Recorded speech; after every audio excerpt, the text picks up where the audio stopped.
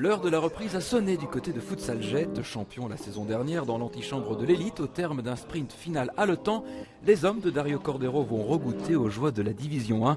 Retrouver le gratin du futsal belge n'était pourtant pas une priorité. Notre objectif, c'était de faire monter le niveau individuel des joueurs et de l'équipe dans un projet à long terme. C'est bien qu'après quelques matchs, on s'est bien aperçu qu'il y avait les moyens, mais entre nous, on s'est toujours dit, les gars, on va faire la meilleure classification possible, mais sans se mettre la pression de jouer le titre. En fait, on l'a fait, il manquait 3 matchs pour la fin de saison, qu'on a vraiment assumé qu'on voulait jouer champion. Donc c'était très bien d'après descendre directement, remonter en première nationale. Et pour ne pas faire de la figuration dans le haut du pavé de l'Union belge, les dirigeants jettois ont pioché dans le large vivier de la capitale. Nicolas Vranken et Mounir Choua font partie de ces nombreux talents bruxellois. Je change un peu les nouveaux objectifs pour un peu m'améliorer aussi.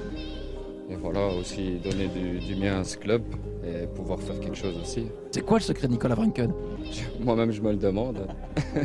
Surtout aller jouer avec le cœur et rien lâcher, toujours tout donner. Sur papier, on a vraiment des bons noms. Après, le collectif fera la différence en première division. En deuxième division, on peut viser l'individualité, j'ai envie de dire, mais en première division, c'est vraiment le collectif, quoi. Zakaria Ebour et Joachim Vandenay ont quant à eux déjà porté les couleurs de Jet par le passé.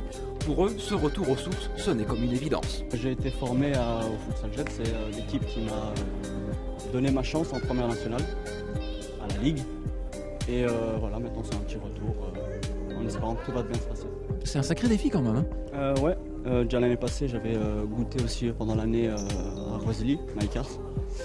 J'avais aimé l'Union belge et je me suis dit pourquoi pas cette année. Ça fait 3 ans que je suis parti et ça me fait quand même plaisir de revenir ici pour passer une saison, voire 2, on verra.